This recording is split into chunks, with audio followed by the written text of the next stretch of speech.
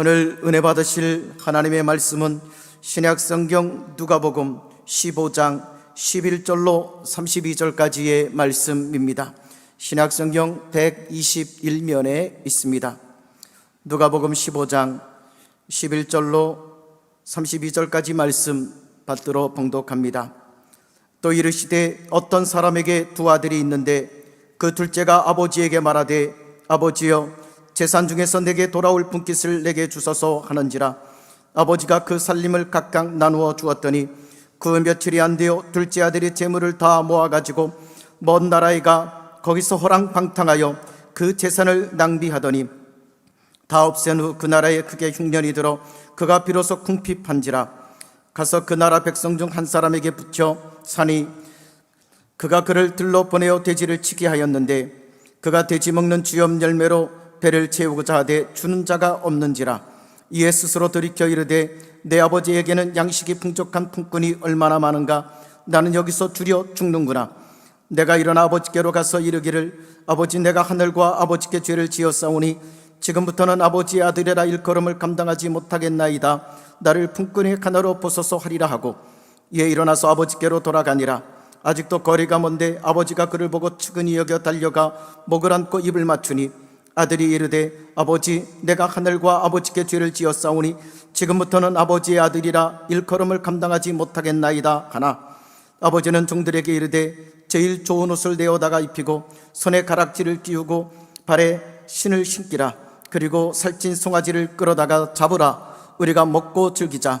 이 내 아들은 죽었다가 다시 살아났으며 내가 잃었다가 다시 얻었노라 하니 그들이 즐거워하더라.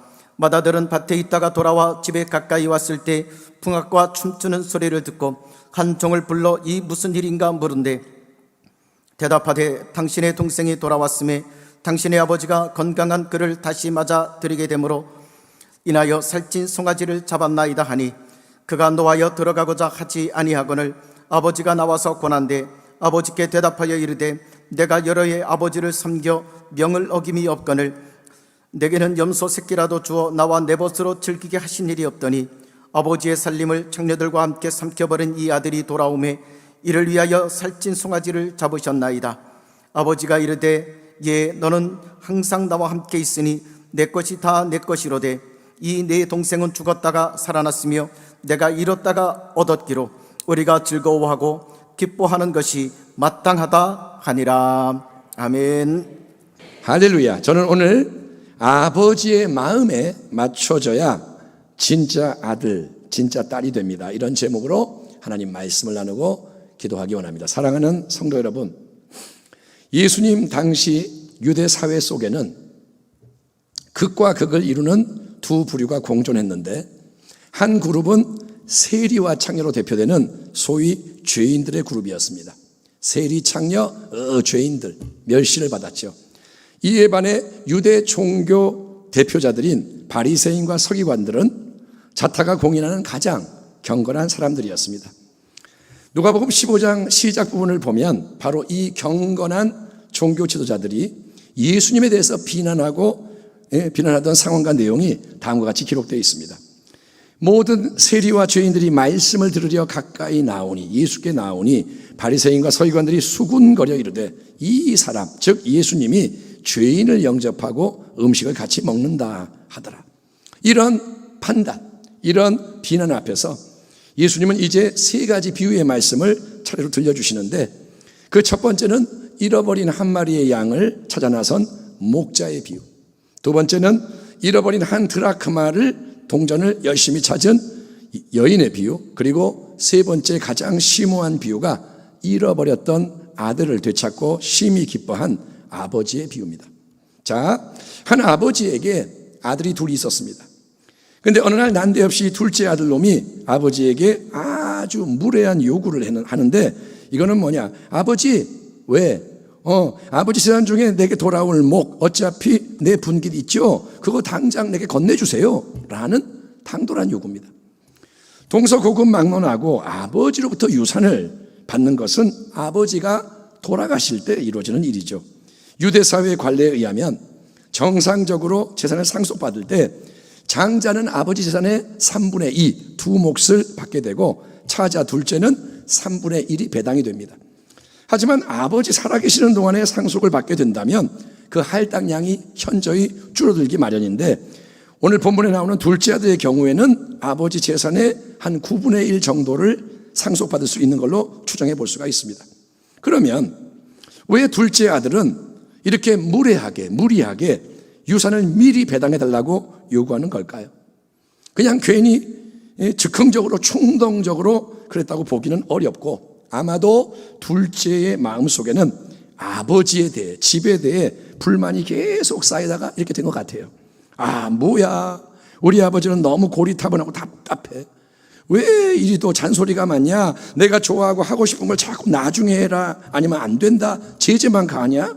왜 내가 관심이 없고 하기 싫은 걸 자꾸 부담을 주지? 답답해, 짜증나, 나 아버지 싫어, 집이 싫어. 모르긴 해도 여러분, 이런 게 반복되고 쌓이다 보니 벼르던 둘째 아들은 어느 날 용기를 내서 아버지에게, 아버지, 내 몫의 유산 땡겨서 주세요. 나도 이제 내 인생 내 맘대로, 내 뜻대로 멋지게 한번 살아볼랍니다. 요구를 했는데 놀랍게도 아버지는 둘째 아들의 이런 요청대로 그 몫의 재산을 떼어서 주었던 겁니다. 둘째 아들은 여러분, 아버지로부터 뭘 받았나요? 가장 귀한 생명을 받아서 이 땅에 태어나고, 아멘 합시다. 아멘. 지가 그냥 태어났나요? 아버지가 생명을 줬잖아요. 또 그동안 아버지가 베풀으신 수많은 좋은 거를 매일 풍성히 누려왔습니다. 전 먹여줬죠, 밥 먹여줬죠, 옷 입혀줬죠, 아프면 돌봐줬죠, 날마다 보호해주고 가르쳐주고 길러주고 살아온 게 다 뭐냐? 은혜인 거예요, 은혜. 하지만 둘째 놈은 그런 아버지의 풍성한 은혜를 하나도 기억하지 않고 아버지라는 존재를 무시하고 비판하며 오직 그 아버지로부터 자기가 받을 수 있는 자기 몫의 유산, 자기의 권리에만 집중하며 무례한 요구를 하는 건데, 질문은 어째서 아버지는 이런 못된 아들놈의 처신에 대해서 호통을 치고 엄벌을 내려서 본때를 보여주는 게 아니라 다시는 그런 말 하지 마, 이렇게 만들지 않고, 그래? 그걸 네가 진짜로 원하냐? 재산을 달라고? 그게 너의 바람이라면 그리 해주마, 순순히 유산을 건네주는 걸까요? 그 이유는 여러분, 아버지는 아들을 심히 사랑해서 그의 자유의적인 선택을 존중해 주기 때문인 거예요. 분노의 비판, 욕설, 잔소리, 몽둥이, 감금, 체벌, 이런 강압으로 아버지는 둘째를 꼼짝 못하게 할 수 있어요. 아버지에게는 그런 자격이 있고 능력이 있습니다. 왜 못합니까? 하지만 그런 외적인 힘으로 눌러서 통제하고 조종하는 것으로는 절대로 사람의 마음 중심을 바꾸지 못하고 참된 관계의 축복을 이룰 수가 없고 진짜 열매를 맺을 수 없기 때문에 아버지는 심히 쓰리고 아픈 마음으로 둘째 아들이 요구하는 적당한 유산을 미리 떼어 주었고, 또 12절을 읽어보면 아버지가 그 살림을 각각 나누어 주었더니, 지혜롭고 사랑과 공의가 충만한 아버지는 이참에 둘째 아들만 유산을 주는 게 아니라 첫째 아들에게도 합당한 유산을 나눠 주었다는 사실에 우리는 주목할 필요가 있습니다. 왜냐하면 나중에 우리는 첫째 아들에 대해서도 말씀을 나누게 될 것이기 때문입니다. 자, 아버지께 요구했어요. 내 재산 주세요. 아버지가 줬어요. 그걸 건네받은 둘째 아들은 이제 어떻게 하느냐? 그는 마치 모든 것을 다 계획하고 있었던 것처럼, 미리 준비한 것처럼 일사천리로 일을 쫙 진행을 하지만 안타깝게도 그의 들뜬 자유와 행복은 그리 오래가지 못합니다. 13절 이하, 그 후 며칠이 안 돼요. 둘째 아들이 재물을 모아가지고 먼 나라에 가 거기서 허랑방탕하여 그 재산을 낭비하더니 다 없앤 후 그 나라에 크게 흉년이 들어 그가 비로소 궁핍한지라. 가서 그 나라 백성 중 한 사람에게 붙여 사니 그가 그를 들로 보내어 돼지를 치게 하였는데 그가 돼지 먹는 쥐염 열매로 배를 채우고자 하되 주는 자가 없는지라. 그토록 지긋지긋하게 느끼던 아버지 집을 떠나서 먼 나라, 아무 간섭이 없는 먼 나라는 뭐냐? 아버지가 쫓아오지 못하는 저 세상 중심부에서 육신의 정욕, 안목의 정욕, 이생의 자랑을 위해 흥청망청 유산을 낭비하며 신나게 살아가면서 둘째 아들은 야, 이게 진짜 인생이지, 왜 진작 이렇게 못했을까? 좋아했겠죠. 야, 정말 살만 난다. 그렇지만 그거는 절대로 여러분 영원한 성공, 참된 행복이 아니라 마치 잔뜩 부풀어 오르던 비눗방울이, 거품방울이 뻥 터지면 한순간에 사라지는 것처럼 헛되고 헛된 것입니다. 세상 거 영원한 게 아니다. 아멘. 예, 세상의 성공 헛돼요. 영원하지 않아요. 뻥 터지면 없어져요. 갑자기 인생 밑바닥으로 추락을 해요. 그 둘째 아들 5가지 총체적인 고통에 직면합니다. 첫째는 뭐냐? 궁핍. 그 많던 유산을 의지했지만, 나 돈이 이렇게 많아 자랑했지만 그 보이는 자원은 영원하지가 않아요. 쓰면 없어져요. 그래서 다 탕진하고 나니 그는 빈털털이 거짓 신세가 됩니다. 궁핍. 둘째는 뭐냐? 소외와 고독이 옵니다. 돈을 펑펑 쓸 때는 주변에 넘쳐나던 그 사람들이 궁핍해지니까 다 외면하고 떠나가 버립니다. 그래서 사람을 의지하지 말라고 성경은 경고합니다. 아멘. 사람 옆에 있죠? 금방 떠나가요. 셋째는 뭐냐? 환경의 저주. 둘째 아들이 잘 나갈 때는 온 나라가 풍요로웠습니다. 그런데 그가 돈을 다 허비하고 궁핍하게 되자 갑자기 큰 흉년이 그 땅에 찾아왔다고 기록되어 있습니다. 이거는 인간 개인이 전혀 막을 수가 없는 재난, 코로나를 개인이 막을 수 없듯이 삶의 저주가 들이닥치는 상황을 말합니다. 넷째는 뭐냐? 비천. 아버지 집에 귀한 막내 아들 도련님이 먼 나라에서 이방인에게 빌붙여 살며 돼지를 치게 돼요. 돼지를 치는 것은 천한 일일 뿐 아니라 유대인에게는 절대로 하지 말아야 할 부정한 일입니다. 그러나 살아남기 위해서는 뭐든 시키는 대로 해야 하는 신세죠. 5번째, 극한 굶주림과 죽음의 위기가 옵니다. 16절에 나오는 쥐염 열매, 구주콩 나무 열매라는 것은 사람이 안 먹고 돼지에게나 주는 사료인데, 여러분 너무 배가 고팠던 이 둘째 아들은 그 쥐염 열매라도, 밥이 없으니 쥐염 열매라도 먹어서 배를 채우고 싶었으나 나는 인간이기를 포기하고 돼지 먹이를 먹어도 괜찮습니다, 나는 돼지 자리로 낮추겠습니다 해도 아무도 주는 사람이 없었다고 기록되어 있습니다. 그러니 여러분, 이 아들은 이제 조금만 더 있으면 돼지우리에서 굶어 죽어야 하는 가장 큰 위기 상황 속에 놓여 있는 것입니다. 지금은 죽어가고 있고 조금 있으면 죽는 거예요. 자, 그런데 17절을 보니까 바로 이런 상황, 절체절명의 위기 속에서 모든 것을 새롭게 만드는 가장 중요한 말이 등장하는데, 그게 뭘까요? 그거는 바로 스스로 돌이켜라는 동사입니다. 한번 따라합니다. 스스로. 크게 합시다. 스스로 돌이켜. 아멘. 남이 돌이키는 게 아니라 스스로 돌이켜. 이 헬라어의 원어 뜻은 뭐냐? 자기 안으로 들어갔다. 둘째 아들이 자기 안으로 들어갔어요. 그게 뭐냐? 마음 중심 가장 깊은 곳에서 뭔가를 깨닫고 확신하고 바꿨다는 거예요. 17절이야. 이에 스스로 돌이켜 이르되 내 아버지에게는 양식이 풍족한 품꾼이 얼마나 많은가? 나는 여기서 줄여 죽는구나.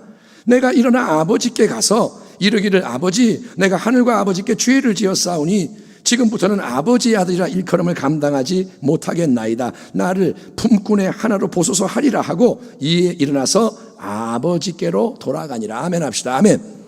예, 궁핍, 소외, 저주, 비천, 배고픔, 죽음의 위기, 이게 다 뭐냐? 돼지우리. 거기서 둘째 아들은 스스로 돌이켜 마음 중심의 큰 깨달음, 통찰을 얻게 됩니다. 그거는 3가지입니다. 첫째는 뭐냐? 나는 지금 배고픔 가운데 홀로 비참하게 죽어가고 있구나. 나 지금 죽는 자리에 있구나. 내 꼴이 이게 뭐냐? 현실을 도피하지 않고 직시했다는 거예요. 문제가 있을 때 외면하거나 덮어두면 안 됩니다. 여러분, 고통스러워도 문제를 직시해야 돼요. 아멘. 그럴 때 새 역사가 시작돼요. 술 먹고 마약하고 잊어버려 죽는 거예요. 정신을 차리고 문제를 그대로 봐야 돼요. 그게 변화의 시작입니다. 둘째, 어떤 통찰이 아니냐? 이 모든 안 좋은 거는 다른 사람 탓이 아니라 내 잘못이다. 다른 사람을 탓하는 게 뭐냐? 원망 불평이에요. 아유, 우리 집안 때문에, 아버지 때문에 뭐 어쩌고. 여러분, 그러면 상황이 더 악화돼요. 아들은 자기 잘못을 깨닫고 내가 하늘과 아버지께 죄를 지었습니다 고백하기로 결단합니다. 그리고 셋째, 아들은 잊고 있었던 가장 중요한 분, 바로 아버지를 다시 생각하는 거예요. 아멘. 나는 이게 뭐야? 내가 잘못했어. 아버지, 우리 아버지, 내 아버지 부유하신 분이야. 아버지 밑에는 품꾼이 수도 없이 많지. 그리고 그 품꾼들은 다 양식이 풍족하지 않은가. 내 아버지는 마음이 너그러운 좋은 주인이셔. 그래서 아들은 이제 아버지와의 관계를 새롭게 설정하고 아버지께 다시 나아가기로 합니다. 내가 아버지한테 너무나 몹쓸 짓을 했기에 다시 아들로 받아달라고 할 염치는 없다. 그거는 말도 안 돼. 그러니 나를 그저 아버지 많은 일용직 일꾼 품꾼 중 하나라도 받아주세요라고 해야겠다. 그렇게 하면 나는 살 수 있겠다. 여러분, 맨 처음에 둘째 아들은 일방적으로 자기 권리와 독립만을 주장하며 아버지 집을 떠났지만 큰 고통 가운데 그가 깨닫게 된 것은 뭐냐? 아버지 집이 가장 좋은 곳이고, 아멘. 거기서 품꾼의 의무를 다하는 게 오히려 축복이라는 거예요. 세상 나가 내 마음대로 사는 게 복이 아니라 아버지 집에서 품꾼이 되는 게 오히려 축복이다.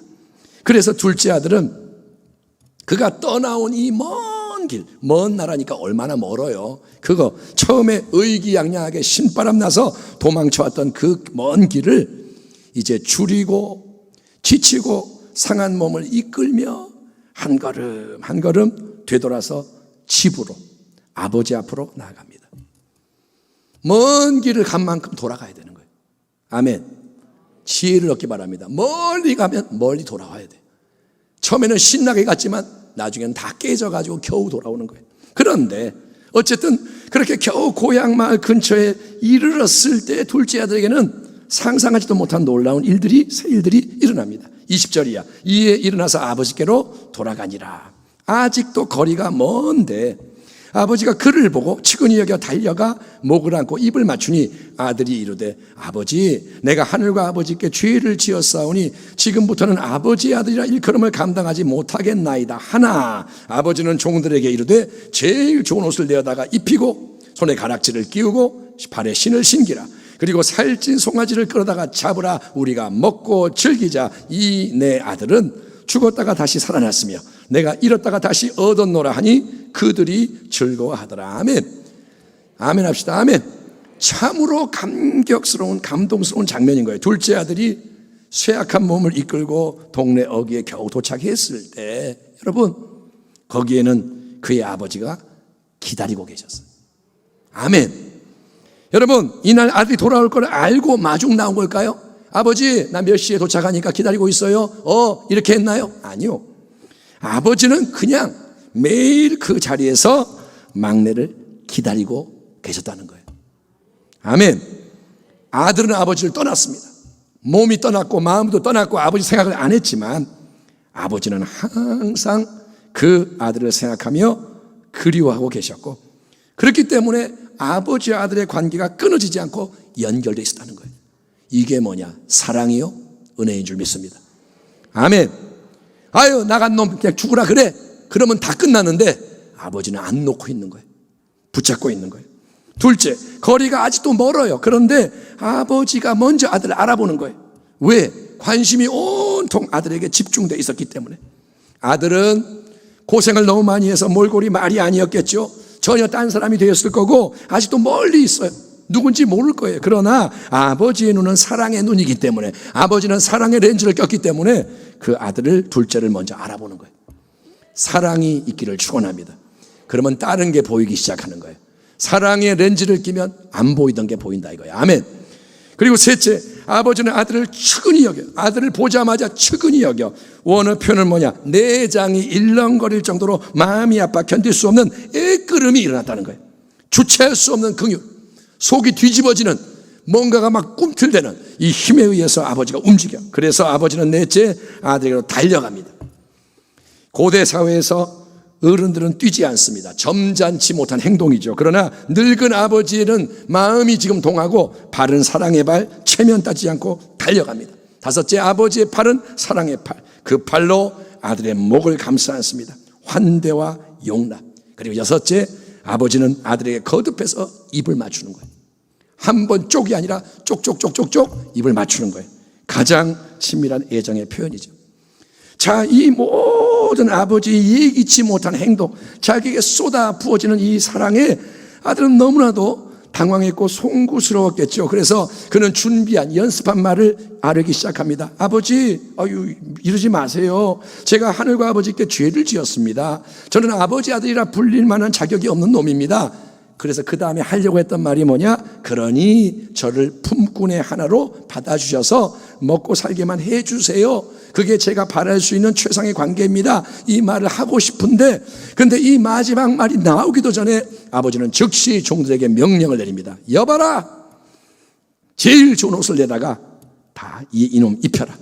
누더기 옷의 수치를 벗기고 명예를 회복해 준다. 아멘. 손에 가락지 반지를 끼워라. 반지는 뭐냐? 아버지의 권위와 상속자의 신분을 상징하는 거예요. 이게 뭐냐? 이미 상속받은 거 다 써버렸지만 아버지는 그거 다 잊어버리고 새롭게 상속자로 권리를 인정해 준다는 거예요. 아멘. 너 받아갔으니까 너는 이제 유산 없어. 이게 아니라 다시 유산을 줄 것이다. 아멘. 너는 아들이고 상속자다. 아멘. 그리고 발에 신을 신겨라. 맨발은 노예의 상징입니다. 이제 자유로운 사람임을 나타내주고 살찐 송아지 잡아 우리 먹고 즐기며 다 함께 기뻐하자. 그 이유는 오직 하나입니다. 24절. 이 내 아들은 죽었다가 다시 살아났으며 내가 잃었다가 다시 얻었노라 하니 그들이 즐거워하더라. 아멘 합시다. 아멘.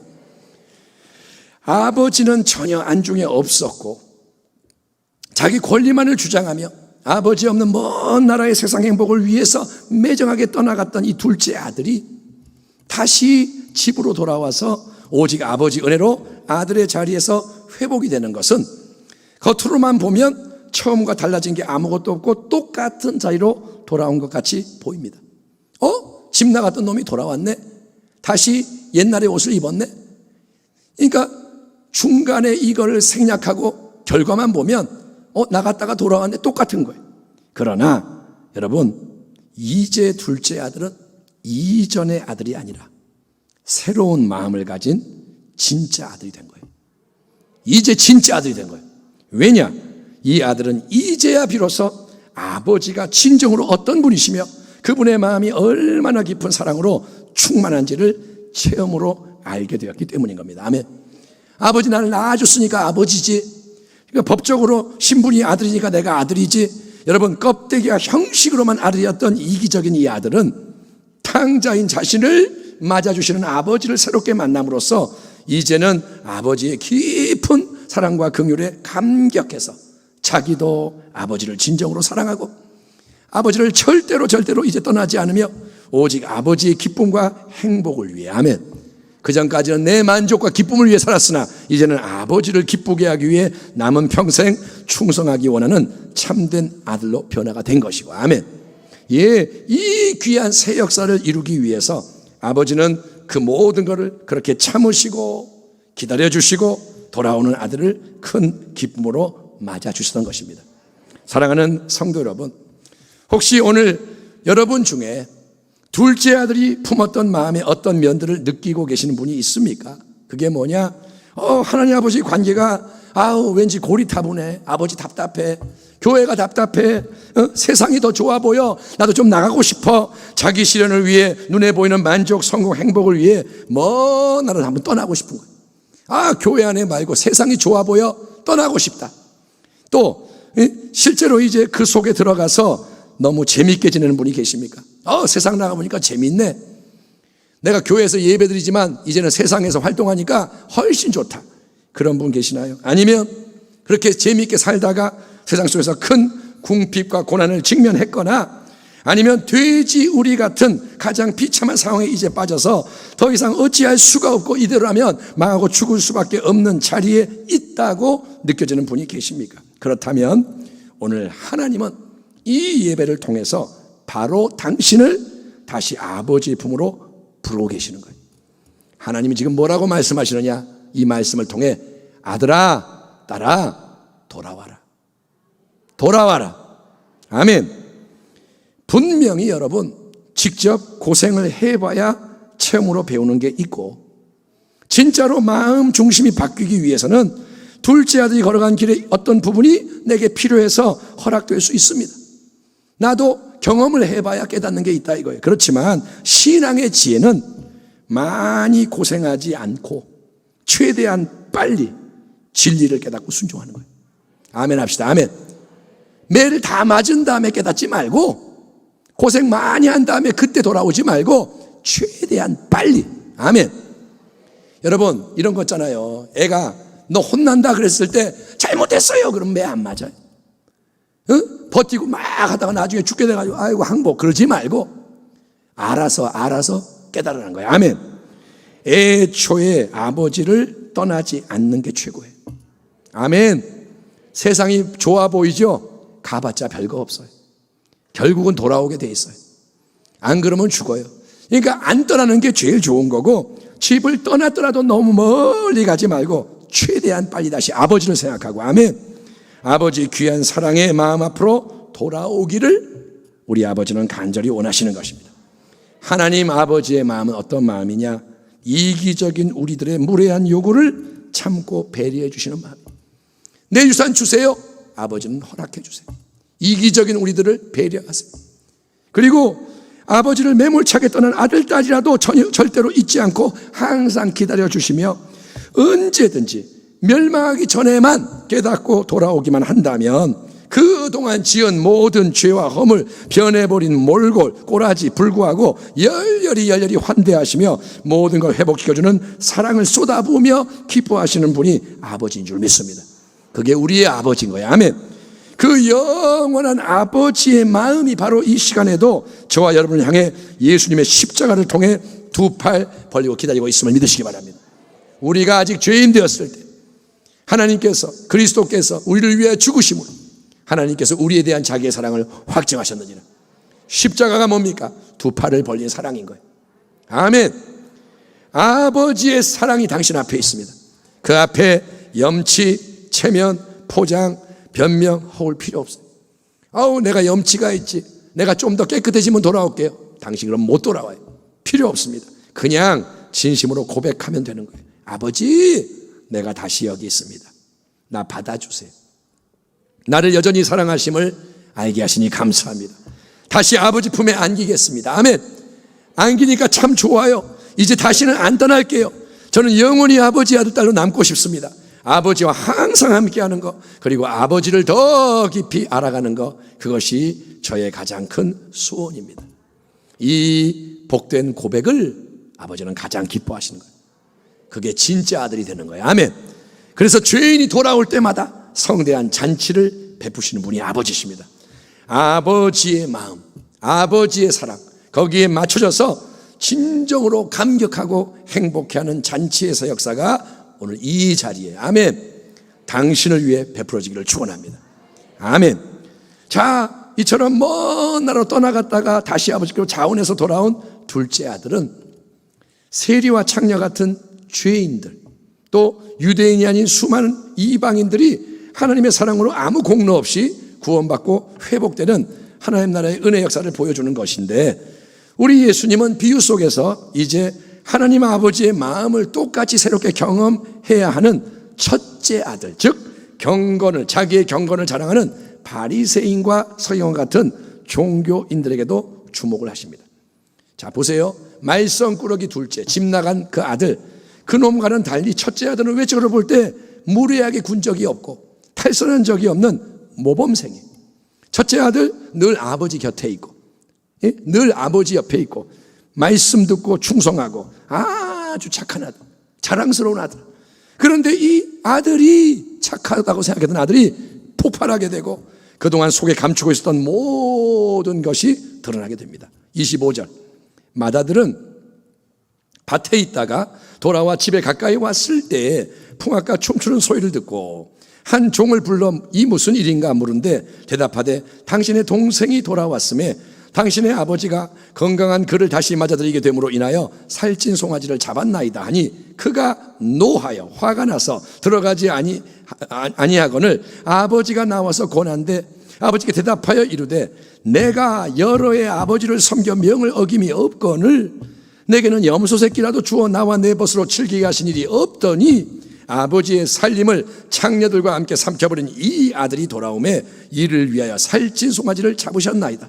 아버지가 이르되 예, 너는 항상 나와 함께 있으니 내 것이 다 네 것이로되 이 내 동생은 죽었다가 다시 살아났으며 내가 잃었다가 얻었기로 우리가 즐거워하고 기뻐하는 것이 마땅하다 하니라. 아멘 합시다. 아멘. 자, 첫째 아들은 어때요? 말 잘 듣는 아들, 착한 아들, 평소대로 열심히 밭에 가서 일하고 집으로 돌아왔는데 집에서 잔치가 벌어진 이유가 뭐냐? 알아보니 돌아온 둘째 동생 때문임을 알고 화가 나서 잔치에 동참하기를 거부합니다. 여러분, 왜 그럴까요? 첫째 아들이 문제 삼는 것은 한마디로 뭐냐? 아버지의 불공평한 처사고 자기가 억울해서 더 이상은 못 참겠다고 마구 대드는 거예요. 대들지 않던 아들이 대들어요. 그가 쏟아내는 이 말 속에 드러나는 것은 그동안 감추져 있었던 세 가지 근본 문제입니다. 첫째는 뭐냐? 맏아들은 지금까지 아버지의 아들이 아니라 종과 노예의 마음을 가지고 살아왔다는 거예요. 그가 이렇게 말합니다.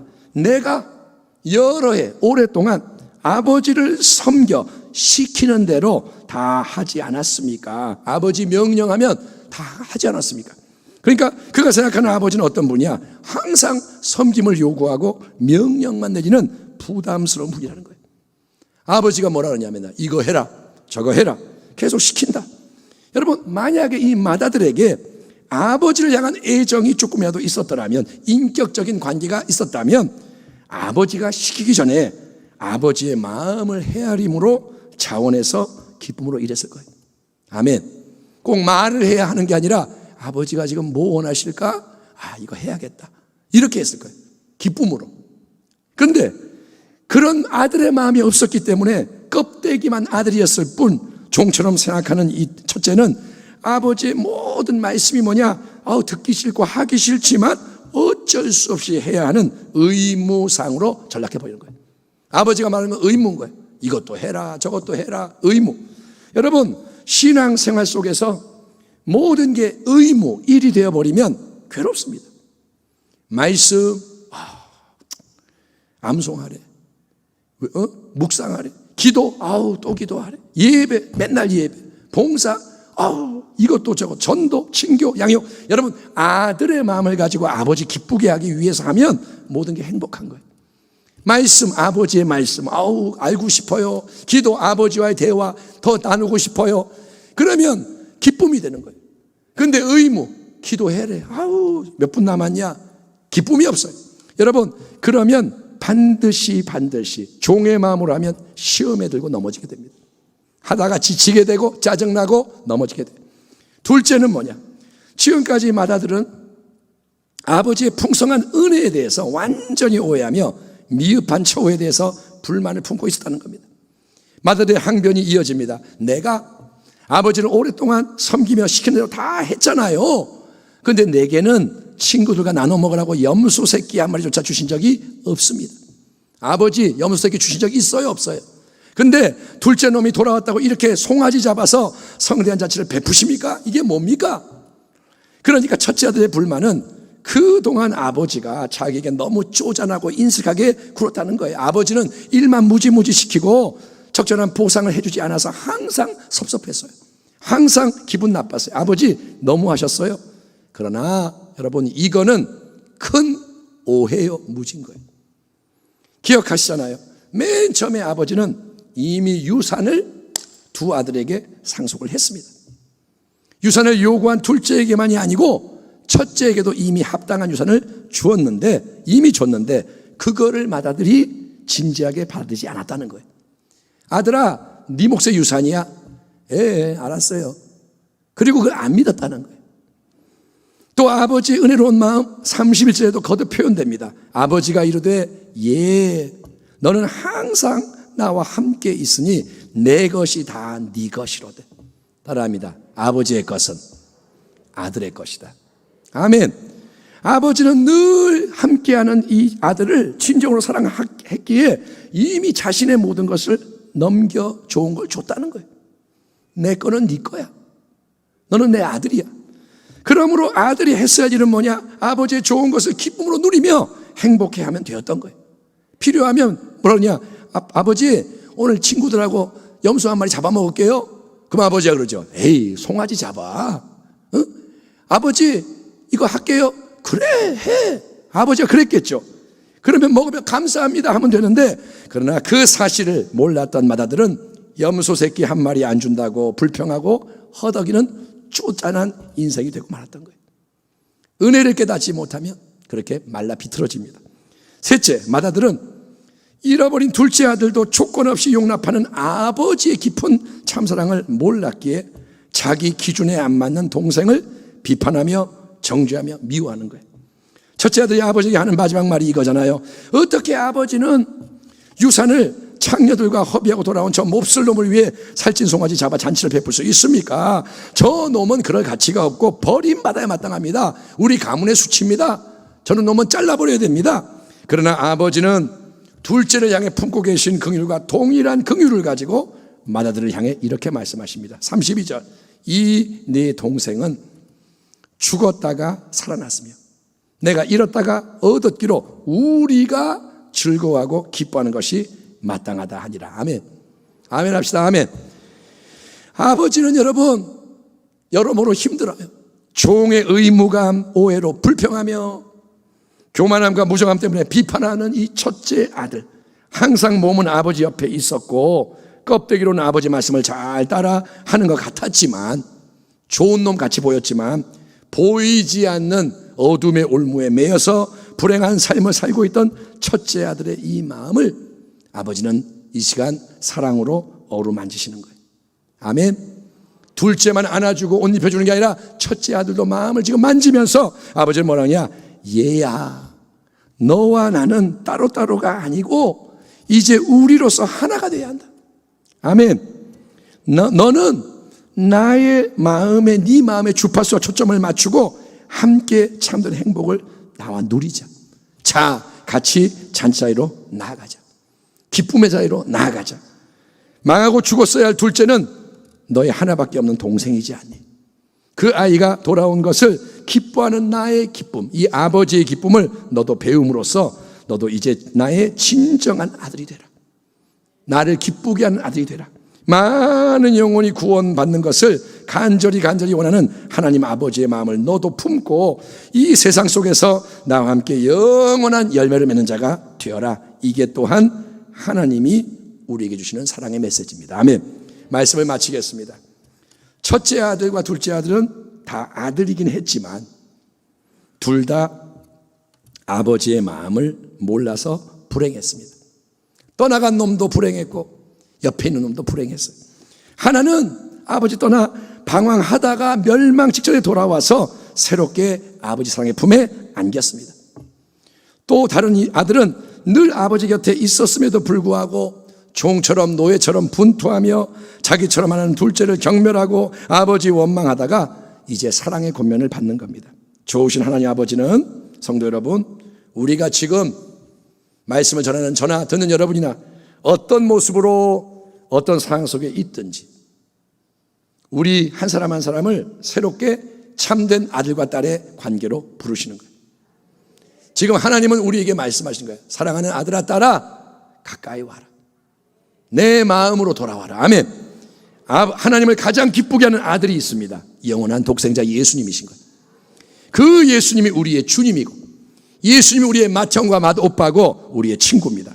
그 주님을 빼어 닮은 사랑하는 자녀, 주님을 닮은 사랑받는 자녀로서 우리가 늘 풍성한 은혜 안에서 진정으로 기쁘고 감사하고 행복해지기를 하늘아버지는 간절히 원하시는 것입니다. 내가 너에게 이르노니, 이와 같이 죄인 한 사람이 회개하면 하늘에서는 회개할 것 없는 의인 99으로 말미암아 기뻐하는 것보다 더하리라. 이 내 동생은 죽었다가 살아났으며 내가 잃었다가 얻었기로 우리가 즐거워하고 기뻐하는 것이 마땅하다 하니라. 아멘. 이러한 아버지의 마음, 귀한 하나님의 사랑의 마음을 깊이 깨닫고 우리 모두가 더욱더 참된 자녀의 복된 삶을 살아가는 가운데 풍성히 열매 맺고 다 함께 승리하여 천국의 영광 본향에 이르게 되기를 주의 이름으로 축원합니다. 하나님 아버지의 마음으로 살아가기를 축원합니다. 기도하겠습니다. 하나님 아버지 감사합니다. 우리가 어떤 모습인지를 성령께서 깨닫게 하소서. 남에 대해서 이야기하지 않고 자기를 돌아보게 하시고, 돌아올 자 돌아오고, 하나님 마음이 만져져야 할 부분들 만져지게 하여 주시고, 하나님 첫째 아들이든 둘째 아들이든 어떤 모습이든 우리 속에서 발견되는 진리에 순종하여 아버지께 맞춰지게 하여 주시옵소서. 감사합니다. 새롭게 하소서. 새 일을 행하소서. 나로부터 새 역사가 일어나게 하여 주옵소서. 예수님의 이름으로 감사하고 축복하며 기도하옵나이다. 아멘.